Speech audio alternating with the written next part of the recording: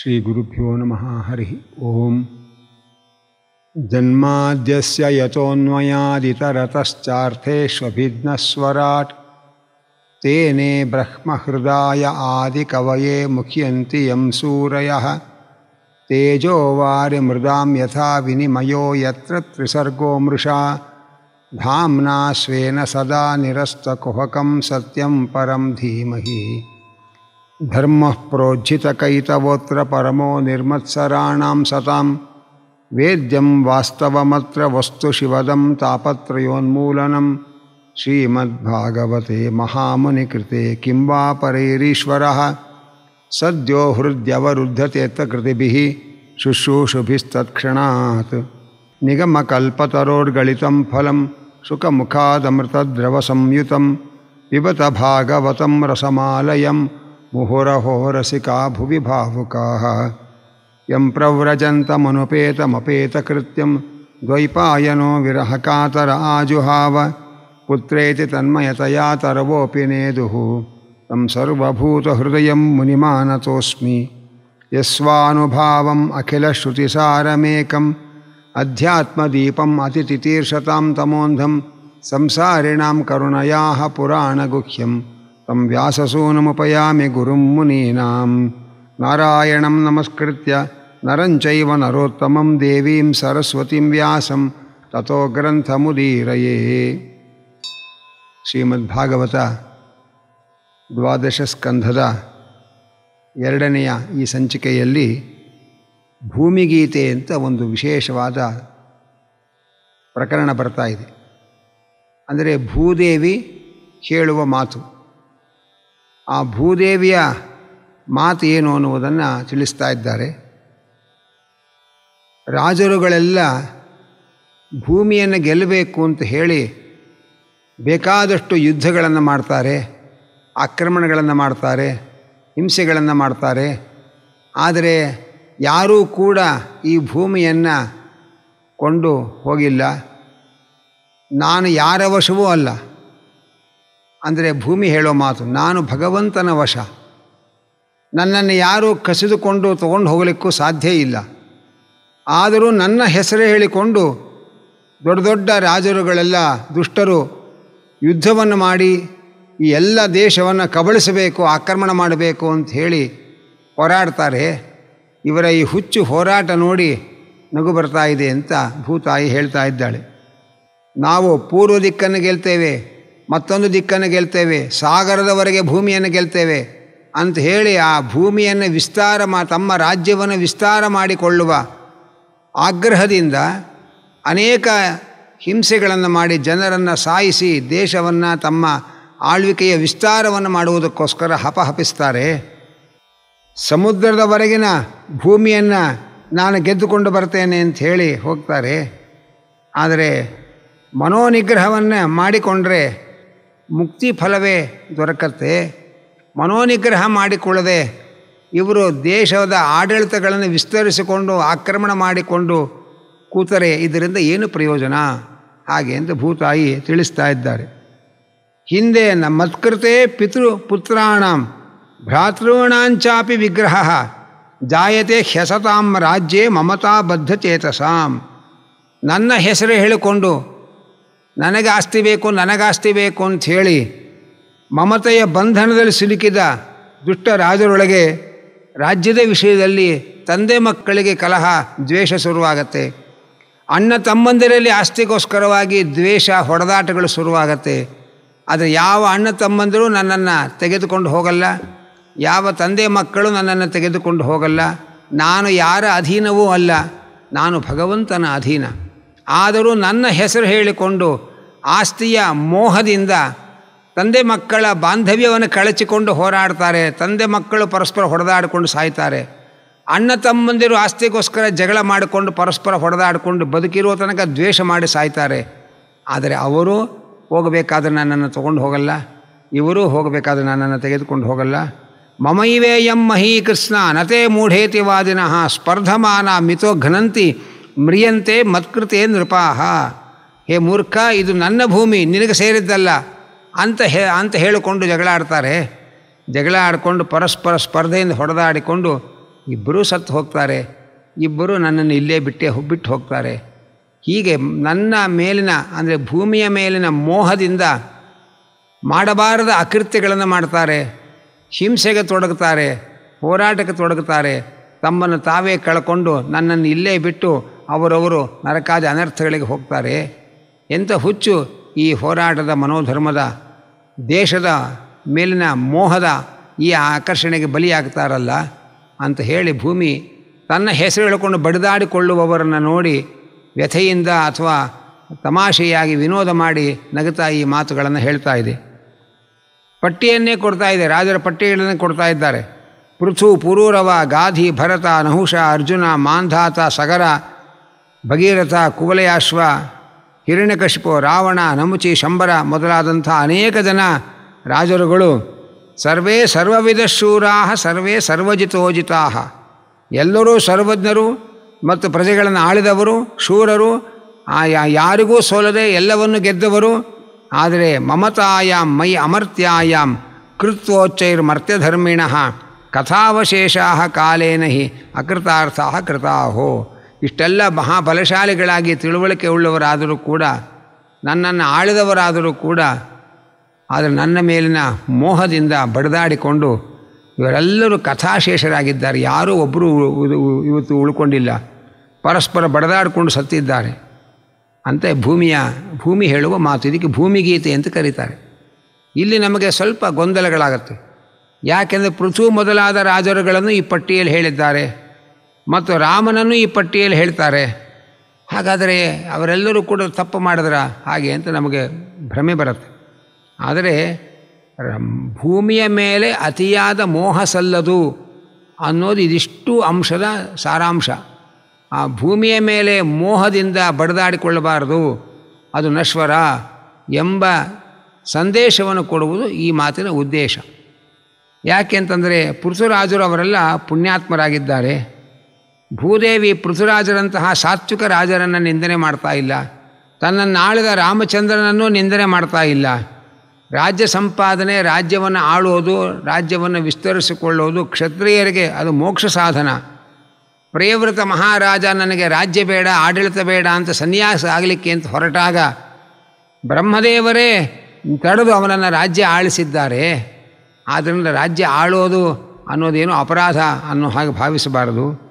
ಮತ್ತು ರಾಜನ ರಾಜ್ಯವನ್ನು ಆಳುವ ಯೋಗ್ಯತೆ ಇಲ್ಲದೇ ಹೋದರೂ ರಾಜ್ಯದ ದಾಹಕ್ಕೆ ಯಾರು ಬಲಿಯಾಗುತ್ತಾರೆ ಅವರಿಗೊಂದು ಕಿವಿ ಮಾತು ಅಂತ ಹೇಳಿ ಭೂದೇವಿ ಇದನ್ನು ಹೇಳ್ತಾ ಇದ್ದಾಳೆ. ಹೊರತು ರಾವಣ, ಹಿರಣ್ಯಕಶಿಪು ಮೊದಲಾದವರು ಭೂಮಿಯ ಮೇಲಿನ ಅತಿಯಾದ ಮೋಹದಿಂದ ಹೇಗೆ ನಾಶವನ್ನು ಹೊಂದಿದರು ಅನ್ನೋದನ್ನು ತಿಳಿಸ್ತಾ ಇದೆ. ಹೊರತು ಪ್ರಿಯವ್ರತ, ನಹುಷ ಮೊದಲಾದ ಮಹಾರಾಜರುಗಳೆಲ್ಲ ಅವರೆಲ್ಲ ಮಹಾತ್ಮರು, ಅವರು ಕ್ಷತ್ರಿಯರಾದವರು, ಅವರಿಗೆ ರಾಜ್ಯಭಾರ ಮಾಡುವುದೇ ಅವರ ಮೋಕ್ಷಕ್ಕೆ ಸಾಧನವಾದ ಒಂದು ಕರ್ತವ್ಯ ಎಂಬ ಅಂಶವನ್ನು ತಿಳ್ಕೊಳ್ಬೇಕು. ಯತ್ರೋತ್ತಮ ಶ್ಲೋಕ ಗುಣಾನುವಾದ ಸಂಗೀಯತೆ ಭೀಕ್ಷ್ಣಮಂಗಲಘ್ನ ತಮೇವ ನಿತ್ಯಂ ಶೃಣುತಾದಭೀಕ್ಷ್ಣಂ ಕೃಷ್ಣೇ ಮಲಾಂ ಭಕ್ತಿಮಭೀಪ್ಸಮಾನಃ. ಕೃಷ್ಣನಲ್ಲಿ ನಿರ್ಮಲವಾದ ಭಕ್ತಿಯನ್ನು ಹೊಂದಬೇಕು ಅಂತ ಯಾರು ಬಯಸ್ತಾರೆ ಅವರು ಈ ರಾಜ್ಯ ವೈಭವವೆಲ್ಲ ಪರಮಾತ್ಮನ ಅನುಗ್ರಹ ಅಂತ ತಿಳ್ಕೊಳ್ತಾರೆ. ಅಮಂಗಳವನ್ನು ಪರಿಹಾರ ಮಾಡುವ ಭಗವಂತನ ಗುಣಗಳ ವರ್ಣನೆಯನ್ನು ಮಾಡಿ ಮತ್ತೆ ಮತ್ತೆ ಭಗವಂತನ ಮಹಿಮೆಗಳನ್ನು ಶ್ರವಣ ಮಾಡಿ ಜೀವನವನ್ನು ಸಾರ್ಥಕ ಮಾಡಿಕೊಳ್ತಾರೆ ಅಂತ ತಿಳಿಸಿದ ಮೇಲೆ ಪರೀಕ್ಷಿತ ರಾಜರು ಹೇಳ್ತಾರೆ, ಕಲಿಯ ದೋಷಗಳನ್ನೆಲ್ಲ ಹೇಳಿದಿರಿ, ಈ ಕಲಿಯ ದೋಷಗಳನ್ನು ಕಳ್ಕೊಳ್ಳುವ ವಿಧಾನ ಹೇಗೆ ಅದನ್ನು ನಮಗೆ ಸ್ವಲ್ಪ ಹೇಳಬೇಕು ಅಂತ ಕೇಳ್ತಾ ಇದ್ದಾರೆ. ಅದಕ್ಕಾಗಿ ಆ 4 ಯುಗಗಳ ಪರಿಸ್ಥಿತಿಯನ್ನು ಶುಕಾಚಾರ್ಯರು ವರ್ಣನೆ ಮಾಡ್ತಾ ಇದ್ದಾರೆ. ಕೃತಯುಗದಲ್ಲಿ ಧರ್ಮ 4 ಪಾದದಿಂದ ಸ್ಥಿರವಾಗಿ ನಿಂತಿರುತ್ತೆ. ಸತ್ಯ, ದಯ, ತಪಸ್ಸು, ದಾನ, ಇದು ಧರ್ಮದ 4 ಪಾದಗಳು. ಆ ಕೃತಯುಗದ ಪ್ರಜೆಗಳು ಸಂತುಷ್ಟಾ, ಕರುಣಾ, ಮೈತ್ರಾ, ಶಾಂತಾ, ದಾಂತಾ, ತಿತಿಕ್ಷವ, ಆತ್ಮಾರಾಮಾ, ಸಮದೃಶಃ, ಪ್ರಾಯ ಆಶ್ರಮಿಣೋ ಜನಾ. ಕಲಿಯುಗದ ಜನರು ಸಂತೃಪ್ತರಾಗಿರ್ತಾರೆ, ದಯಾಶಾಲಿಗಳಾಗಿರ್ತಾರೆ, ಸ್ನೇಹಜೀವಿಗಳಾಗಿರ್ತಾರೆ, ಶಾಂತರಾಗಿರ್ತಾರೆ, ಇಂದ್ರಿಯ ನಿಗ್ರಹವುಳ್ಳವರಾಗಿರ್ತಾರೆ, ಸುಖ ದುಃಖಾದಿ ದ್ವಂದ್ವವನ್ನು ಸಹಿಸಿಕೊಳ್ಳುವ ಸಾಮರ್ಥ್ಯವುಳ್ಳವರಾಗಿರ್ತಾರೆ, ಆತ್ಮಾರಾಮರು ಯಥಾರ್ಥ ಜ್ಞಾನಿಗಳು ಆಗಿರ್ತಾರೆ. ಮತ್ತು ಹೆಚ್ಚಾಗಿ ಹೆಂಡತಿ ಮಕ್ಕಳ ವಿಯೋಗ ಹೊಂದದೆ ಕೊನೆಯವರೆಗೂ ಗೃಹಸ್ಥಾಶ್ರಮದಲ್ಲಿ ಇರ್ತಾರೆ. ತ್ರೇತಾಯುಗದಲ್ಲಿ ಅಧರ್ಮದ ಪಾದಗಳಾದ ಅಸತ್ಯ, ಹಿಂಸೆ, ಅತೃಪ್ತಿ, ಕಲಹಗಳಿಂದ ಧರ್ಮದ 4 ಪಾದಗಳಲ್ಲಿ 4ನೇ ಒಂದು ಅಂಶ ನಾಶವಾಗತ್ತೆ. ಆಗ ಆ ತ್ರೇತಾಯುಗದಲ್ಲಿ ಜನರು ಯಾಗಾದಿ ಕ್ರಿಯೆಗಳಲ್ಲಿ ತೊಡಗುತ್ತಾರೆ, ತಪಸ್ಸಿನಲ್ಲಿ ನಿಷ್ಠರಾಗ್ತಾರೆ, ಹೆಚ್ಚು ಹಿಂಸೆ ಮಾಡ್ತಕ್ಕಂಥವರಾಗಿರಲ್ಲ, ವಿಷಯ ಲೋಲುಪರಾಗಿರಲ್ಲ, ಧರ್ಮಾರ್ಥ ಕಾಮಗಳೆಂಬ ತ್ರಿವರ್ಗ ಸಾಧಕರೂ ಆಗಿರ್ತಾರೆ. ಇದು ತ್ರೇತಾಯುಗದ ಸಂದರ್ಭ. ಅನಂತರ ದ್ವಾಪರ ಯುಗದಲ್ಲಿ ಅಧರ್ಮ ಸ್ವರೂಪವಾದ ಹಿಂಸೆ, ಅತೃಪ್ತಿ, ಅಸತ್ಯ, ಕಲಹಗಳಿಂದ ತಪಸ್ಸು, ಸತ್ಯ, ದಯಾ, ದಾನಗಳಲ್ಲಿ ಅರ್ಧ ಅಂಶ ಹ್ರಾಸ ಆಗತ್ತೆ. ಅಂದರೆ ಧರ್ಮದ 4 ಪಾದಗಳಲ್ಲಿ 2 ಅಂಶ ನಾಶ ಆಗತ್ತೆ. ಅನಂತರ ಯಶಸ್ವಿನಃ ಮಹಾಶಾಲಾಃ ಸ್ವಾಧ್ಯಾಯಾಧ್ಯಯನೇ ರತಾಃ ಆಢ್ಯಾಃ ಕುಟುಂಬಿನೋ ಹೃಷ್ಟಾಃ ವರ್ಣಾಃ ಕ್ಷತ್ರದ್ವಿಜೋತ್ತಮಾಃ. ದ್ವಾಪರದ ಜನರು ಯಶಸ್ವಿಗಳಾಗಿರ್ತಾರೆ, ಯಜ್ಞ ಮಾಡುವವರಾಗಿರ್ತಾರೆ, ವೇದಾಧ್ಯಯನ ಸಂಪನ್ನರಾಗಿರ್ತಾರೆ, ಶ್ರೀಮಂತರು ಕುಟುಂಬಿಗಳಾಗಿ ಹರ್ಷದಿಂದ ಇರ್ತಾರೆ. ಇದು ದ್ವಾಪರ ಯುಗದ ಸಂದರ್ಭ. ಕಲಿಯುಗದಲ್ಲಿ ಅಧರ್ಮದ ಕಾರಣಗಳಿಂದ ಧರ್ಮದ ಪಾದಗಳಲ್ಲಿ 4ನೇ ಒಂದು ಅಂಶ ಮಾತ್ರ ಉಳಿಯುತ್ತೆ, ಅದು ಕ್ಷೀಣಿಸ್ತಾ ಹೋಗುತ್ತೆ. ಕಲಿಯುಗದ ಕೊನೆಯಲ್ಲಿ 4ನೇ ಒಂದು ಅಂಶವೂ ಕೂಡ ಪೂರ್ತಿ ನಾಶವಾಗಿಬಿಡುತ್ತೆ. ಹಾಗಾಗಿ ಧರ್ಮದ 4 ಪಾದಗಳು ನಾಶವಾಗತ್ತೆ. ಆ ಕಲಿಯುಗದಲ್ಲಿರುವ ಜನರು ಲೋಭಿಗಳು, ದುರಾಚಾರಿಗಳು, ನಿರ್ದಯಿಗಳು, ಕಾರಣ ಇಲ್ಲದೆ ವೈರ ಮಾಡತಕ್ಕಂಥವರು, ದೌರ್ಭಾಗ್ಯಶೀಲರು, ಮಹಾದರ್ಪಿಗಳು ಆಗಿರ್ತಾರೆ. ಈ ಸತ್ವ, ರಜಸ್ಸು, ತಮಸ್ಸು ಅಂತ ಏನು 3 ಗುಣಗಳಿದೆ, ಅವುಗಳ ಪ್ರಭಾವ ಮನಸ್ಸಿನಲ್ಲಿ ಕಾಲಾನುಸಾರವಾಗಿ ಉಂಟಾಗ್ತಾ ಇರುತ್ತೆ. ಸತ್ವಗುಣ ಸುಸ್ಥಿತಿಯಲ್ಲಿರುವಾಗ ಮನಸ್ಸು, ಬುದ್ಧಿ, ಇಂದ್ರಿಯಗಳು ಎಲ್ಲವೂ ಸನ್ಮಾರ್ಗದಲ್ಲೇ ಇರುತ್ತೆ. ಅದನ್ನು ಕೃತಿಗ ಅಂತ ತಿಳ್ಕೊಳ್ಬೇಕು. ಆಗ ಜ್ಞಾನ ಸಂಪಾದನೆ ಮಾಡುವುದರಲ್ಲಿ, ಜ್ಞಾನವನ್ನು ಹಂಚುವುದರಲ್ಲಿ, ತಪಸ್ಸು ಮಾಡುವುದರಲ್ಲಿ ಪ್ರಜೆಗಳಿಗೆ ಆಸಕ್ತಿ, ಅಭಿರುಚಿ ಜಾಸ್ತಿ ಇರುತ್ತೆ. ಯಾವಾಗ ತ್ರೇತಾಯುಗದಲ್ಲಿ ರಜೋಗುಣ ಪ್ರಾಬಲ್ಯವಿರುತ್ತೆ, ಆ ರಜೋಗುಣ ಪ್ರಬಲವಾದಾಗ ತ್ರೇತಾಯುಗದಲ್ಲಿ ಕಾಮ್ಯಕರ್ಮಗಳಲ್ಲಿ, ಕೀರ್ತಿ ಸಂಪಾದನೆಯಲ್ಲಿ ಹೆಚ್ಚು ಆಸಕ್ತಿ ಉಂಟಾಗತ್ತೆ. ಆಗ ತ್ರೇತಾಯುಗ ಆರಂಭವಾಗಿದೆ ಅಂತ ಅರ್ಥ. ಹಾಗೆಯೇ ಲೋಭ, ಅತೃಪ್ತಿ, ಅಹಂಕಾರ, ದಂಭಾಚಾರ, ಮತ್ಸರ, ಕಾಮ್ಯಕರ್ಮಗಳಲ್ಲಿ ಆಸಕ್ತಿ ಇದೆಲ್ಲ ಉಂಟಾದಾಗ ಮನಸ್ಸಿನಲ್ಲಿ ಆಗ ರಜೋಗುಣ, ತಮೋಗುಣಗಳು ಪ್ರಬಲವಾಗಿರತಕ್ಕಂತಹ ದ್ವಾಪರ ಯುಗ ಅಂತ ತಿಳ್ಕೊಳ್ಬೇಕು. ಯದಾ ಮಾಯಾ ಅನೃತಂ ತಂದ್ರ ನಿದ್ರಾ ಹಿಂಸಾ ವಿಷಾದನಂ ಶೋಕೋ ಮೋಹ ಭಯಂ ದೈನ್ಯಂ ಸಕಲಿಸ್ತಾಮಸ ಸ್ಮೃತಃ. ಯಾವಾಗ ವಂಚನೆ, ಅಸತ್ಯ, ಆಲಸ್ಯ, ನಿದ್ರೆ, ಹಿಂಸೆ, ವಿಷಾದ, ಶೋಕ, ಮೋಹ, ಭಯ, ದೈನ್ಯ ಇವುಗಳೇ ತುಂಬಿರುತ್ತೋ ಆಗ ತಮೋಗುಣವೇ ಪ್ರಬಲವಾದ ಕಲಿಯುಗವಾಗಿದೆ ಅಂತ 3 ಗುಣಗಳ ಪ್ರಭಾವಗಳಿಂದ ಮನಸ್ಸಿನಲ್ಲಿ ಆಗುವ ಸ್ಥಿತಿಗತಿಗಳನ್ನು ನಿರೂಪಣೆ ಮಾಡ್ತಾ ಇದು ಯಾವ ಯುಗ ಅನ್ನೋದನ್ನು ನಾವು ಹೀಗೆ ಅರ್ಥ ಮಾಡಿಕೊಳ್ಳಬಹುದು ಅಂತ ಹೇಳ್ತಾರೆ. ಕಲಿದೋಷದಿಂದ ಜನರೆಲ್ಲ ಕ್ಷುದ್ರ ಬುದ್ಧಿಯವರಾಗ್ತಾರೆ, ಮಂದ ಭಾಗ್ಯರಾಗ್ತಾರೆ, ಹೊಟ್ಟೆ ಬಾಕರಾಗ್ತಾರೆ, ಕಾಮಿಗಳಾಗ್ತಾರೆ, ದರಿದ್ರರಾಗ್ತಾರೆ. ಸ್ತ್ರೀಯರು ಕೂಡ ನೀತಿಗೆಟ್ಟವರಾಗ್ತಾರೆ, ದುಷ್ಟರಾಗ್ತಾರೆ. ದರೋಡೆಕೋರರಿಂದ ಜನರು ಪೀಡಿತರಾಗ್ತಾರೆ. ವೇದಗಳು ಅಯೋಗ್ಯರ ಕೈಗೆ ಹೋಗಿ ನಲಗಿ ಹೋಗುತ್ತೆ. ಪ್ರಜೆಗಳನ್ನು ರಾಜರೇ ತಿನ್ನುತ್ತಾರೆ. ಬ್ರಾಹ್ಮಣರು ಕೇವಲ ಹೊಟ್ಟೆ ತುಂಬಿಸಿಕೊಳ್ಳುವುದರಲ್ಲಿ, ದೇಹ ಸುಖದಲ್ಲಿ ಮೈ ಮರೀತಾರೆ. ಬ್ರಹ್ಮಚಾರಿಗಳು ತಮ್ಮ ಬ್ರಹ್ಮಚರ್ಯ, ವ್ರತ, ಶೌಚಾಚಾರಗಳನ್ನು ಬಿಡ್ತಾರೆ. ಕುಟುಂಬಿಗಳು ಸನ್ಯಾಸಿಗಳಾಗ್ತಾರೆ. ವಾನಪ್ರಸ್ಥರು ಗ್ರಾಮವಾಸಿಗಳಾಗ್ತಾರೆ. ಸನ್ಯಾಸಿಗಳು ಹಣದ ಆಕರ್ಷಣೆಗೆ ಬಲಿಯಾಗ್ತಾರೆ. ಸ್ತ್ರೀಯರು ಚಿಕ್ಕ ಕುಳ್ಳಗಿನ ಆಕಾರವನ್ನು ಹೊಂದ್ತಾರೆ. ಹೆಚ್ಚು ಮಕ್ಕಳನ್ನು ಹೇರುವವರಾಗ್ತಾರೆ. ಲಜ್ಜೆ ಬಿಟ್ಟವರಾಗ್ತಾರೆ. ಕಟುವಾದ ಮಾತುಗಳನ್ನು ಆಡ್ತಾ ಇರ್ತಾರೆ. ಕಳ್ಳತನ, ಮೋಸ ಇಂಥದ್ರೊಳಗೆ ತಮ್ಮನ್ನು ತೊಡಗಿಸ್ಕೊಳ್ತಾ ಇರ್ತಾರೆ. ದರಿದ್ರ ಜನರು ಮಾರಲಿಕ್ಕೆ ಯೋಗ್ಯವಲ್ಲದೆ ಇರತಕ್ಕಂತಹ ಹಾಳಾದ ಹಣ್ಣುಗಳನ್ನು ಮಾರಲಿಕ್ಕೆ ಶುರು ಮಾಡ್ತಾರೆ, ವಂಚನೆ ಮಾಡ್ತಾರೆ ಮತ್ತು ಸಜ್ಜನರನ್ನು ನಿಂದನೆ ಮಾಡ್ತಕ್ಕಂಥ ಪ್ರವೃತ್ತಿ ಇಳಿತಾರೆ. ಪತಿಂ ತ್ಯಕ್ಷಂತಿ ನಿರ್ದ್ರವ್ಯಂ ಭೃತ್ಯಾಪ್ಯಖಿಲೋತ್ತಮಂ. ತಮ್ಮ ಯಜಮಾನ ಒಳ್ಳೆಯವನಾಗಿದ್ದರೂ ಕೂಡ ಅವನ ಕೈಯಲ್ಲಿ ಕಾಸಿಲ್ಲ ಅಂತಾದರೆ ಆ ಒಳ್ಳೆಯ ಗುಣಸಂಪನ್ನನಾದ ಯಜಮಾನನನ್ನು ಸೇವಕರು ಬಿಟ್ಟು ಹೋಗ್ತಾರೆ. ಹಾಗೆ ಭೃತ್ಯಂ ವಿಪನ್ನಂ ಪತಯಃ ಕೌಲಂ ಗಾಶ್ಚ ಅಪಯಸ್ವಿನೀಹಿ. ಅನಂತರ ಪ್ರಭುಗಳು ಕೂಡ ತಮ್ಮ ಸೇವಕರು ಒಳ್ಳೆಯವನಾಗಿದ್ದರೂ ಕೂಡ ಅವನು ವಯಸ್ಸಾಯಿತು ಅಂದರೆ ಅವನನ್ನು ಕೈ ಬಿಟ್ಟುಬಿಡ್ತಾರೆ. ಹಸುಗಳನ್ನು ಹಾಲು ಕೊಡುವ ತನಕ ಅದನ್ನು ಪೋಷಣೆ ಮಾಡ್ತಾರೆ. ಹಸು ಹಾಲು ಕೊಡುವುದನ್ನು ನಿಲ್ಲಿಸಿದ ಮೇಲೆ ಹಸುವನ್ನೇ ಪರಿತ್ಯಾಗ ಮಾಡ್ತಾರೆ. ಪಿತॄನ್ ಭ್ರಾತॄನ್ ಸ್ವಶ್ರೂಃ ಜ್ಞಾತೀನ್ ಹಿತ್ವಾ ಸೌವ್ರತ ಸೌಹೃದಾ ಶ್ವಶುರಶ್ಯಾಲ ಸಂವಾದಾ ದೀನಾ ಸ್ತ್ರೈಣಾ ಕಲವು ನರಾಹ. ಕಲಿಯುಗದ ಪುರುಷರ ಸ್ಥಿತಿ ಏನು ಅಂತಂದರೆ ಸ್ತ್ರೀವಶರಾಗ್ತಾರೆ. ತಮ್ಮ ಹೆತ್ತ ತಂದೆ ತಾಯಿಗಳು, ಅಣ್ಣ ತಂಗಿಗಳು, ಬಂಧುಗಳು ಇವರನ್ನೆಲ್ಲ ಪೋಷಣೆ ಮಾಡುವುದನ್ನು ಬಿಡ್ತಾರೆ. ಬಿಟ್ಟು ಕಾಮಾಸಕ್ತರಾಗಿ ಹೆಣ್ಣು ಕೊಟ್ಟ ಮಾವ, ಅವರ ಭಾವ, ಆ ಪರಿವಾರದವರನ್ನೇ ಜೊತೆಗೆ ಇಟ್ಕೊಂಡು ಸಾಕ್ತಾ ಅವರನ್ನೇ ತಲೆ ಮೇಲೆ ಕೂಡಿಸ್ಕೊಂಡಿರ್ತಾರೆ. ದಾನ ಪಡೆಯುವುದಕ್ಕೆ ಅರ್ಹರಲ್ಲದೇ ಇದ್ದವರು ತಪಸ್ವಿಗಳ ವೇಷ ತೊಟ್ಟು ದಾನಗಳನ್ನು ಪಡಿತಾರೆ. ಧರ್ಮವನ್ನು ತಿಳಿಯದೇ ಇದ್ದವರು ಧರ್ಮಪೀಠದಲ್ಲಿ ಕೂತ್ಕೊಂಡು ಧರ್ಮೋಪದೇಶ ಮಾಡ್ತಾ ಇದ್ದಾರೆ. ಪ್ರಜೆಗಳ ಮನಸ್ಸಿನಲ್ಲಿ ಯಾವಾಗಲೂ ಕೂಡ ಉದ್ವೇಗ ತುಂಬಿರುತ್ತೆ. ದುರ್ಭಿಕ್ಷೆ ಕಾಡ್ತಾ ಇರುತ್ತೆ. ಕಂದಾಯದ ಹೊರೆ ನಮ್ಮನ್ನು ಕುಬ್ಜರನ್ನಾಗಿ ಮಾಡುತ್ತೆ. ಭೂತಲದಲ್ಲಿ ಅನ್ನ ಬೆಳೆಯದೆ, ದಯೆ ಇಲ್ಲದೆ ಅನ್ನ ಬೆಳೆಯದೆ ಅನಾವೃಷ್ಟಿ ಭಯದಿಂದ ಜನ ತತ್ತರಿಸಿ ಹೋಗ್ತಾರೆ. ಹೀಗೆಲ್ಲ ಉಂಟಾಗ್ತಾ ಇರುತ್ತೆ ಕಲಿಯುಗದಲ್ಲಿ. ಯಾರ ನಾಮಸ್ಮರಣೆಯನ್ನು ಯನ್ನಾಮಧೇಯಂ ಮ್ರಿಯಮಾಣ ಆತುರಃ ಪತನ್ ಸ್ಖಲನ್ವಾ ವಿವಶೋ ಗೃಣನ್ ಪುಮಾನ್ ವಿಮುಕ್ತ ಕರ್ಮಾರ್ಗಲ ಉತ್ತಮಾಂ ಗತಿಂ ಪ್ರಾಪ್ನೋತಿ ಯಕ್ಷಂತಿ ನತಂ ಕಲವು ಜನಾಃ. ಮರಣಕಾಲದಲ್ಲಿ, ರೋಗದಿಂದ ಬಳಲುವ ಸಮಯದಲ್ಲಿ, ಬೀಳುವಾಗ, ಎಡವಿದಾಗ ಪರವಶತೆಯಿಂದ ಯಾರ ನಾಮವನ್ನು ಉಚ್ಚಾರಣೆ ಮಾಡಿದರೆ ಕರ್ಮ ಬಂಧನವೇ ಕಳಚಿ ಹೋಗುತ್ತೋ ಅಂತಹ ಅಚ್ಯುತನನ್ನು ಕಲಿಯುಗದ ಜನರು ಆರಾಧನೆ ಮಾಡೋದಿಲ್ಲ. ಪುಂಸಾಂ ಕಲಿಕೃತಾನ್ ದೋಷಾನ್ ದ್ರವ್ಯ ದೇಶಾತ್ಮ ಸಂಭವಾನ್ ಸರ್ವಂ ಹರತಿ ಚಿತ್ತಸ್ಥೋ ಭಗವಾನ್ ಪುರುಷೋತ್ತಮಃ. ದ್ರವ್ಯ ದೇಶ ಅಂತಃಕರಣಗಳಲ್ಲಿ ಉಂಟಾಗುವಂತಹ ಕಲಿಕೃತವಾದ ಮಾನವನ ದೋಷಗಳನ್ನು ಅವನ ಅಂತಃಕರಣದಲ್ಲಿ ನಿಂತಿರುವ ಭಗವಂತ ಪರಿಹಾರ ಮಾಡ್ತಾನೆ.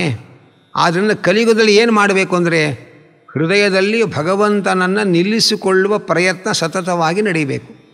ಭಗವಂತ ಸರ್ವಾಂತರ್ಯಾಮಿ, ಎಲ್ಲರ ಹೃದಯದಲ್ಲಿ ಇದ್ದೇ ಇರ್ತಾನೆ. ಆದರೆ ಆ ಭಗವಂತ ಇದ್ದು ಅನುಗ್ರಹ ಮಾಡೋ ಹಾಗೆ ಅವನ ಸನ್ನಿಧಾನವನ್ನು ನಮ್ಮ ಹೃದಯದಲ್ಲಿ ತುಂಬಿಕೊಳ್ಳುವ ಪ್ರಯತ್ನ ಮಾಡಬೇಕು. ಅದಕ್ಕೇನು ಮಾಡಬೇಕು ಅಂದರೆ ಅದಕ್ಕೆ ಹೇಳ್ತಾರೆ, ಶ್ರುತಃ ಸಂಕೀರ್ತಿತಃ ಧ್ಯಾತಃ ಪೂಜಿತಶ್ಚ ಆದೃತೋಪಿವ ನೃಣಾಂ ಧುನೋತಿ ಭಗವಾನ್ ಹೃತ್ಸ್ಥೋ ಜನ್ಮ ಅಯುತಾ ಶುಭಂ. ನಿರಂತರವಾಗಿ ಭಗವಂತನ ಮಹಿಮೆ ಶ್ರವಣ ಮಾಡ್ತಾ ಇದ್ದರೆ ಭಗವಂತ ನಮ್ಮ ಹೃದಯದಲ್ಲಿ ಬಂದು ಕೂತ್ಕೊಳ್ತಾನೆ. ಭಗವಂತನ ಗುಣನಾಮಗಳನ್ನು ಸಂಕೀರ್ತನೆ ಮಾಡ್ತಾ ಇದ್ದರೆ, ಭಗವಂತನನ್ನು ಧ್ಯಾನ ಮಾಡ್ತಾ ಇದ್ದರೆ, ಭಕ್ತಿಯಿಂದ ಭಗವಂತನನ್ನು ಪೂಜೆ ಮಾಡ್ತಾ ಇದ್ದರೆ, ಭಗವಂತನನ್ನು ವಿಶೇಷವಾಗಿ ಗೌರವಿಸ್ತಾ ಇದ್ದರೆ ಆಗ ಭಗವಂತ ನಮ್ಮ ಹೃದಯದಲ್ಲಿ ಬಂದು ನಿಂತುಕೊಳ್ತಾನೆ. ಹೃದಯದಲ್ಲಿ ನಿಂತುಕೊಂಡು ಸಾವಿರಾರು ಜನ್ಮಗಳ ಪಾಪಗಳನ್ನು, ಕಲಿಯ ಕಾಲದಲ್ಲಿ ಮಾಡ್ತಕ್ಕಂಥ ಎಲ್ಲ ಪಾಪಗಳನ್ನು ನಮ್ಮ ಹೃದಯದಲ್ಲಿ ಸನ್ನಿಹಿತನಾದ ಭಗವಂತ ಪರಿಹಾರ ಮಾಡಿ ನಮ್ಮನ್ನು ರಕ್ಷಣೆ ಮಾಡ್ತಾನೆ. ಅದಕ್ಕೆ ನಿರಂತರವಾಗಿ ಭಗವಂತನ ಮಹಿಮೆಯ ಶ್ರವಣ, ಭಗವಂತನ ಗುಣನಾಮ ಸಂಕೀರ್ತನೆ, ಅವನ ಧ್ಯಾನ ಮತ್ತು ಅವನ ಮಂತ್ರಗಳ ಜಪಗಳು, ಅವನ ಪೂಜೆ, ಇದನ್ನೆಲ್ಲ ಮಾಡ್ತಾ ಇದ್ದರೆ ನಿರಂತರವಾಗಿ ಆ ಭಗವಂತ ನಮ್ಮ ಹೃದಯದಲ್ಲಿ ಬಂದು ಕೂತ್ಕೊಳ್ತಾನೆ. ಸದಾ ಎನ್ನ ಹೃದಯದಲ್ಲಿ ವಾಸ ಮಾಡು ಶ್ರೀಹರೇ. ಹೃದಯದಲ್ಲಿ ಬಂದು ಕೂತರೆ ನಮ್ಮ ಎಲ್ಲ ಅಶುಭಗಳನ್ನು, ಪಾಪಗಳನ್ನು ಅವನು ಪರಿಹಾರ ಮಾಡ್ತಾನೆ. ಅದಕ್ಕೆ ಉದಾಹರಣೆ ಕೊಡ್ತಾರೆ, ಯಥಾ ಹೇಮ್ನಿ ಸ್ಥಿತೋ ವನ್ನಿ ದುರ್ವರ್ಣಂ ಹಂತಿ ಧಾತುಜಂ ಏವಂ ಆತ್ಮಗತೋ ವಿಷ್ಣು ಯೋಗಿನಾಂ ಅಶುಭಾಶಯಂ. ಬಂಗಾರವನ್ನು ಬೆಂಕಿಯಲ್ಲಿ ಹಾಕಿ ಕಾಯಿಸಿದಾಗ ಬಂಗಾರದಲ್ಲಿ ಬೆರಕೆಯಾದ ಬೇರೆ ಬೇರೆ ಲೋಹಗಳ ಕಶ್ಮಲಗಳೆಲ್ಲ ಹೇಗೆ ಪರಿಹಾರ ಆಗಿ ಬಂಗಾರ ಶುದ್ಧವಾಗತ್ತೆ, ಹಾಗೆ ಆ ಭಗವಂತ ದೊಡ್ಡ ತೇಜಸ್ಸು. ಆ ಭಗವಂತ ಅನ್ನುವ ದೊಡ್ಡ ತೇಜಸ್ಸಿನಲ್ಲಿ ನಾವು ನಮ್ಮನ್ನು ಅರ್ಪಣೆ ಮಾಡಿಕೊಂಡ್ರೆ ನಮ್ಮಲ್ಲಿರುವ ಕೃತ ಕಲ್ಮಶಗಳನ್ನೆಲ್ಲ ಭಗವಂತ ತೊಳೆದು ಸ್ವಚ್ಛ ಮಾಡಿ ನಮ್ಮನ್ನು ರಕ್ಷಣೆ ಮಾಡ್ತಾನೆ. ಆದ್ದರಿಂದ ಭಗವಂತನನ್ನು ಶ್ರವಣಾದಿಗಳ ಮೂಲಕ ನಮ್ಮ ಹೃದಯದಲ್ಲಿ ತಂದು ನಿಲ್ಲಿಸಿಕೊಳ್ಳುವ ಕೆಲಸ ಕಲಿಯುಗದಲ್ಲಿ ಪ್ರಧಾನವಾಗಿ ಆಗಬೇಕು. ಅಲ್ಲ, ನಾವು ಬೇಕಾದಷ್ಟು ಯೋಗ ಮಾಡ್ತೇವೆ, ಪಾಂಡಿತ್ಯ ಗಳಿಸಿದ್ದೇವೆ, ಬೇಕಾದಷ್ಟು ತೀರ್ಥ ಸ್ನಾನ ಮಾಡಿದ್ದೇವೆ, ವ್ರತ ದಾನ ಎಲ್ಲ ಮಾಡಿದ್ದೇವೆ. ಹೌದಪ್ಪ, ವಿದ್ಯಾ ತಪಃಪ್ರಾಣ ನಿರೋಧ ಮೈತ್ರಿ ತೀರ್ಥಾಭಿಷೇಕ ವ್ರತದಾನ ಜಾಪ್ಯೈ ನ ಅತ್ಯಂತ ಶುದ್ಧಿಂ ಲಭತೆ ಅಂತರಾತ್ಮ ಯಥಾ ಹೃದಯಸ್ಥೆ ಭಗವತ್ಯನಂತೆ. ನಾವು ಹೊರಗಡೆ ಬೇಕಾದಷ್ಟು ದಾನ ಧರ್ಮ ತೀರ್ಥಯಾತ್ರೆ ಎಲ್ಲ ಮಾಡಿರಬಹುದು, ಆದರೆ ಹೃದಯದಲ್ಲಿ ಭಗವಂತನನ್ನು ತಂದು ನಿಲ್ಲಿಸಿಕೊಂಡ್ರೆ ಏನು ಪ್ರಭಾವ ಆಗತ್ತೆ, ಆ ಪ್ರಭಾವ ಇದು ಯಾವುದರಿಂದಲೂ ಆಗೋದಿಲ್ಲ. ಆದ್ದರಿಂದ ಇದೆಲ್ಲದಕ್ಕಿಂತ ಮುಖ್ಯವಾಗಿ ನಾವು ಭಗವಂತನನ್ನು ಹೃದಯದಲ್ಲಿ ನೆಲೆ ನಿಲ್ಲುವಂತೆ ಮಾಡುವಂತಹ ಮಾರ್ಗಗಳನ್ನು ನಾವು ಅನುಸರಿಸಬೇಕು. ಅದಕ್ಕೆ ಭಗವಂತನ ಕಥಾಶ್ರವಣಾದಿಗಳು, ಅವನ ನಾಮ ಸಂಕೀರ್ತನೆಗಳು ಇದನ್ನೆಲ್ಲ ನಾವು ನಿತ್ಯ ಮಾಡ್ತಾಯಿದ್ದರೆ, ಪ್ರತಿನಿತ್ಯ ದೇವರ ಪೂಜೆಯನ್ನು ಮಾಡ್ತಾಯಿದ್ರೆ ಆ ಭಗವಂತ ನಮ್ಮ ಹೃದಯದಲ್ಲಿ ತನ್ನ ಸನ್ನಿಧಾನ ಇಡ್ತಾನೆ. ಯಾವಾಗ ಅವನನ್ನು ಶ್ರವಣಾದಿಗಳ ಮೂಲಕ ನಮ್ಮ ಹೃದಯದಲ್ಲಿ ತಂದು ಸನ್ನಿಹಿತ ಮಾಡಿಸ್ಕೊಳ್ತೇವೋ ಆಗ ಆ ಸನ್ನಿಹಿತನಾದ ಭಗವಂತ ನಮ್ಮ ಎಲ್ಲ ಪಾಪಗಳನ್ನು ಪರಿಹಾರ ಮಾಡ್ತಾನೆ. ತಸ್ಮಾತ್ ಸರ್ವಾತ್ಮನಾರಾಜನ್ ಹೃದಯಸ್ಥಂ ಕುರು ಕೇಶವಂ ಮ್ರಿಯಮಾಣೋ ಹ್ಯವಹಿತಃ ತಥೋ ಯಾಸಿ ಪರಾಂ ಗತಿಂ. ಅದನ್ನು ಪರೀಕ್ಷಿತ ರಾಜನಿಗೆ ಹೇಳ್ತಾ ಇದ್ದಾರೆ, ಪರೀಕ್ಷಿತ ರಾಜ ಮರಣ ಕಾಲದಲ್ಲಿ ಏಕಾಗ್ರ ಚಿತ್ತದಿಂದ ಭಗವಂತನನ್ನೇ ಕಣ್ಮುಚ್ಚಿ ಹೃದಯದಲ್ಲಿ ಧ್ಯಾನ ಮಾಡ್ತಾ ಸರ್ವ ಪ್ರಯತ್ನದಿಂದ ಆ ಭಗವಂತ ನಮ್ಮ ಹೃದಯದಲ್ಲಿ ಬಂದು ನೆಲೆಸುವಂತೆ ನೀ ಮಾಡಿಕೋ. ಅದನ್ನು ಭಗವಂತನನ್ನು ಹೃದಯದಲ್ಲಿ ತಂದು ನಿಲ್ಲಿಸಿಕೊಳ್ಳುವಂತಹ ಕೆಲಸವನ್ನು ಜರೂರಾಗಿ ಈ ಒಂದು ಕಲಿಯುಗದಲ್ಲಿ ಯಾವಾಗಲೂ ಮಾಡಿಕೊಳ್ಬೇಕು, ಕಲಿಯುಗದಲ್ಲಿ ವಿಶೇಷವಾಗಿ ಮಾಡಿಕೊಳ್ಬೇಕು. ಯಾರು ಹೃದಯದಲ್ಲಿ ತಮ್ಮ ಭಗವಂತನನ್ನು ತಂದು ನಿಲ್ಲಿಸಿಕೊಳ್ತಾರೆ ಆ ಭಗವಂತ ಅವರ ಸಾಯುವಾಗ ಅವರಿಗೆ ಅವನ ಸ್ಮರಣೆಯನ್ನು ಕೊಟ್ಟು ರಕ್ಷಣೆ ಮಾಡ್ತಾನೆ. ಈ ಕಲಿ ಮಹಾದೋಷ ನಿಧಿ, ಎಲ್ಲ ದೋಷಗಳು ತುಂಬಿರ್ತಕ್ಕಂಥದ್ದು ಕಲಿಯುಗ. ಆದರೂ ಒಂದು ಮಹಾಗುಣ ಇದೆ. ಕಲೇರ್ ದೋಷನಿಧೇರಾಜನ್ ಅಸ್ತಿ ಹ್ಯೇಕೋ ಮಹಾನ್ ಗುಣ.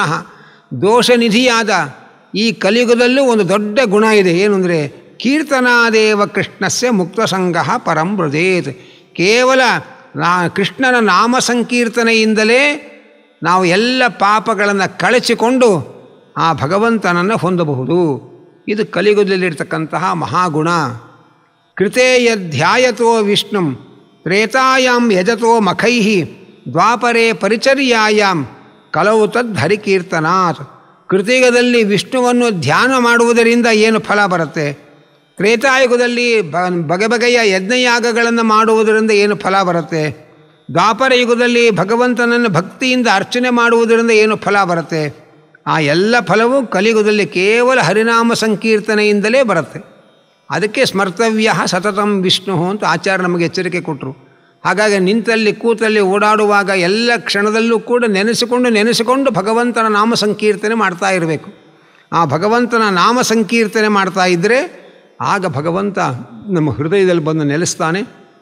ಯಾವುದೇ ಕಲ್ಮಶಗಳು ನಮ್ಮನ್ನು ಬಾಧಿಸ್ತಾ ಇದ್ದರೂ ಹೃದಯದಲ್ಲಿ ನೆಲೆ ನಿಂತ ಭಗವಂತ ಆ ಎಲ್ಲ ಕಲಿಯುಗದ ಪಾಪಗಳನ್ನು ಪರಿಹಾರ ಮಾಡಿ ನಮ್ಮನ್ನು ರಕ್ಷಣೆ ಮಾಡ್ತಾನೆ. ಆದ್ದರಿಂದ ಕಲಿಯುಗದಲ್ಲಿ ಭಗವಂತನ ನಾಮ ಸಂಕೀರ್ತನೆಯಿಂದಲೇ ನಾವು ಎಲ್ಲವನ್ನು ಗಳಿಸ್ಕೊಳ್ಬಹುದು. ದೊಡ್ಡ ದೊಡ್ಡ ಯಜ್ಞ ಯಾಗಗಳನ್ನು ಮಾಡಲಿಕ್ಕೆ ಬೇಕಾದ ಶುದ್ಧವಾದ ದ್ರವ್ಯಗಳು ಸಿಗೋದಿಲ್ಲ, ಅದಕ್ಕೆ ಬೇಕಾದ ಸಾತ್ವಿಕವಾದ ಸಂಪತ್ತು ನಮ್ಮಲ್ಲಿ ಇರೋದಿಲ್ಲ. ಆದ್ದರಿಂದ ಭಗವಂತನ ನಾಮ ಸಂಕೀರ್ತನೆ ಕಲಿಯುಗದ ದೊಡ್ಡ ಸಾಧನೆ. ಆ ಕೃಷ್ಣನಾಮ ಸಂಕೀರ್ತನೆ ಮಾಡಿ ಮಾಡಿ ಮಾಡಿ ಮಾಡಿ ಭಗವಂತನನ್ನು ಹೃದಯದಲ್ಲಿ ತುಂಬಿಕೊಳ್ಳಬೇಕು. ಆ ಭಗವಂತ ನಮ್ಮ ಎಲ್ಲ ಕಶ್ಮಲವನ್ನು ಪರಿಹಾರ ಮಾಡ್ತಾನೆ. ವಿಷ್ಣು ಪುರಾಣದಲ್ಲಿ ಇದೇ ತರಹದ ಒಂದು ಸಂದರ್ಭ ಬರುತ್ತೆ. ಕೆಲವು ಋಷಿಮುನಿಗಳು ವೇದವ್ಯಾಸರು ಇದ್ದಲ್ಲಿಗೆ ಬರ್ತಾರೆ. ಅವರಿಂದ ಏನೋ ಒಂದು ತಮ್ಮ ಜಿಜ್ಞಾಸೆಗಳನ್ನು ಬಗೆಹರಿಸಿಕೊಳ್ಬೇಕು ಅಂತ ಬರ್ತಾರೆ. ವೇದವ್ಯಾಸರು ಆಗ ಸ್ನಾನ ಮಾಡ್ತಾ ಇರ್ತಾರಂತೆ. ಅವರು ಸ್ನಾನ ಮಾಡಿ ಒಂದು ಮುಳುಗೆ ಮೇಲಕ್ಕೆ ಎದ್ದು ಬಂದು ಕಲಿಹಿ ಸಾಧು ಕಲಿಹಿ ಸಾಧು ಕಲಿಹಿ ಸಾಧು ಅಂತ 3 ಬಾರಿ ಹೇಳ್ತಾರೆ. ಕಲಿಯುಗ ಬಹಳ ಒಳ್ಳೆಯ ಯುಗ, ಕಲಿಯುಗ ಬಹಳ ಒಳ್ಳೆಯ ಯುಗ, ಕಲಿಯುಗ ಬಹಳ ಒಳ್ಳೆಯ ಯುಗ ಅಂತ ಹೇಳ್ತಾರಂತೆ. ಇವರು ಏನೋ ಕೇಳಲಿಕ್ಕೆ ಬಂದವರು ವೇದವ್ಯಾಸರ ಮಾತು ಕೇಳಿ ಇವರಿಗೆ ಗೊಂದಲ ಆಯಿತು. ಆಗ ವೇದವ್ಯಾಸರಲ್ಲಿ ಕೇಳಿದ್ರು, ಕಲಿಯುಗ ಮಹಾ ಕೆಟ್ಟದು ಅಂತ ನಾವೆಲ್ಲ ತಿಳ್ಕೊಂಡಿದ್ದೇವೆ ಸ್ವಾಮಿ, ನೀವು ಕಲಿಯುಗ ಮಹಾ ಒಳ್ಳೆಯ ಯುಗ, ಕಲಿಯುಗ ಮಹಾ ಒಳ್ಳೆಯ ಯುಗ ಅಂತ 3 ಬಾರಿ ಹೇಳಿದ್ರಲ್ಲ, ಏನು ತಮ್ಮ ಅಭಿಪ್ರಾಯ? ಅದಕ್ಕೆ ವೇದವ್ಯಾಸರು ಹೇಳ್ತಾರೆ, ಬೇರೆ ಯುಗದಲ್ಲಿ ತುಂಬ ಶ್ರಮಪಟ್ಟು ತುಂಬ ಪುಣ್ಯದ ಕೆಲಸ ಮಾಡಿದರೆ ಬರುವ ಪುಣ್ಯ ಕಡಿಮೆನೇ. ಯಾಕೆಂದರೆ ಪುಣ್ಯ ಮಾಡೋದು ಕಷ್ಟವೇ ಅಲ್ಲ, ಇಡೀ ವಾತಾವರಣದಲ್ಲೇ ಅಂಥ ಒಂದು ಸ್ಫೂರ್ತಿ ಇರುತ್ತೆ. ಆದರೆ ಕಲಿಯುಗದಲ್ಲಿ ಎಲ್ಲ ಕಡೆ ಅಧರ್ಮದ ವಾತಾವರಣ ಇರುತ್ತೆ. ಆದ್ದರಿಂದ ಸ್ವಲ್ಪ ಧರ್ಮ ಮಾಡಿದರೂ ಮಹಾಪುಣ್ಯವನ್ನು ಭಗವಂತ ಕೊಡ್ತಾನೆ. ಹೀಗೆ ಅಲ್ಪ ಸಾಧನೆಯಿಂದ ಮಹಾಪುಣ್ಯವನ್ನು ಗಳಿಸುವಂತಹ ಉಪಾಯ ಅವಕಾಶ ಕಲಿಯುಗದಲ್ಲಿ ಮಾತ್ರ ಇರೋದು.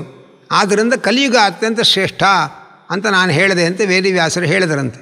ಅಂದರೆ ಕಲಿಯುಗದಲ್ಲಿ ನಾವು ಎಷ್ಟು ಕೆಟ್ಟದು ಅಂತ ಬೈತೇವೆ, ಅಷ್ಟೇ ಪುಣ್ಯ ಸಂಪಾದನೆ ಮಾಡೋದಕ್ಕೆ ಸುಲಭವಾದ ಮಾರ್ಗದಿಂದ ಕಡಿಮೆ ಶ್ರಮದಿಂದ ಹೆಚ್ಚು ಪುಣ್ಯವನ್ನು ಗಳಿಸುವ ಅವಕಾಶ ಕಲಿಯುಗದಲ್ಲಿದೆ. ಅದರಲ್ಲಿ ವಿಶೇಷವಾಗಿ ಕೃಷ್ಣನಾಮ ಸಂಕೀರ್ತನೆಯೇ ಮಾತು ಮಾತಿಗೆ ಹರಯೇ ನಮಃ ಶ್ರೀಕೃಷ್ಣಾಯ ನಮಃ ಅಂತ ಹೇಳ್ತಾ ಇರಬೇಕು. ಹೀಗೆ ಹರಿನಾಮ ಸಂಕೀರ್ತನೆಯಿಂದಲೇ ಕಲಿಯುಗದಲ್ಲಿ ಮಹಾಪುಣ್ಯ ಉಂಟಾಗತ್ತೆ. ಪುಣ್ಯ ಅನ್ನೋದಕ್ಕಿಂತ ಮುಖ್ಯವಾಗಿ ಭಗವಂತ ನಮ್ಮ ಹೃದಯದಲ್ಲಿ ಬಂದು ನಿಂತುಕೊಳ್ತಾನೆ. ಅವನು ನಿಂತುಕೊಂಡಾದರೆ ನಮ್ಮೆಲ್ಲ ಕಶ್ಮಲಗಳನ್ನು ಪರಿಹಾರ ಮಾಡ್ತಾನೆ. ಇದು ಕಲಿಯುಗದ ಮಹಾಗುಣ ಅಂತ ಶುಕಾಚಾರ್ಯರು ಪರೀಕ್ಷಿತ್ ರಾಜರಿಗೆ ಹೇಳ್ತಾ ಇದ್ದಾರೆ ಎಂಬಲ್ಲಿಗೆ ಈ ಸಂಚಿಕೆಯನ್ನು ಭಗವಂತನಲ್ಲಿ ಅರ್ಪಣೆ ಮಾಡ್ತಾ ಇದ್ದೇನೆ. ಈ ಸಂಚಿಕೆಯ ಪ್ರಾಯೋಜಕರಾಗಿ ನಿಖಿಲ್ ಎಂಬ ತಮ್ಮ ಮಗನ ಸ್ಮರಣಾರ್ಥವಾಗಿ ಅನುಪಮ ಅವರು ಇದಕ್ಕೆ ಪ್ರಾಯೋಜಕರಾಗಿ ಸೇವೆ ಸಲ್ಲಿಸಿದ್ದಾರೆ. ಅವರಿಗೂ ಭಗವಂತನ ಅನುಗ್ರಹ ಆಗಲಿ, ಅವರ ಮಗನಿಗೂ ಕೂಡ ಸದ್ಗತಿಯಾಗಲಿ ಅಂತ ಪ್ರಾರ್ಥನೆ ಮಾಡ್ತಾ ಈ ಸಂಚಿಕೆಯನ್ನು ಭಾರತೀಯ ರಮಣ ಮುಖ್ಯ ಪ್ರಾಣಾಂತರ್ಗತ ವೇದವ್ಯಾಸದೇವರ ಪಾದಕಮಲಗಳಿಗೆ ಸಮರ್ಪಣೆ ಮಾಡ್ತಾ ಇದ್ದೇನೆ. ಕೃಷ್ಣಾರ್ಪಣಮಸ್ತು. ಕಾಯೇನ ವಾಚ ಮನಸೇಂದ್ರಿಯೈರ್ವಾ ಬುದ್ಧ್ಯಾತ್ಮನಾವಾನುಸೃತಸ್ವಭಾವಃ ಕರೋಮಿ ಯದ್ಯತ್ ಸಕಲಂ ಪರಸ್ಮೈ ನಾರಾಯಣಾಯೇತಿ ಸಮರ್ಪಯಾಮಿ. ಯಸ್ಸರ್ವಗುಣಸಂಪೂರ್ಣಃ ಸರ್ವದೋಷವಿವರ್ಜಿತಃ ಪ್ರೀಯತಾಂ ಪ್ರೀತಯೇ ವಾಲಂ ವಿಷ್ಣುರ್ಮೇ ಪರಮಸುಹೃತ್. ಪ್ರೀಣಯಾಮೋ ವಾಸುದೇವಂ ದೇವತಾಮಂಡಲ ಅಖಂಡಮಂಡನಂ ಪ್ರೀಣಯಾಮೋ ವಾಸುದೇವಂ.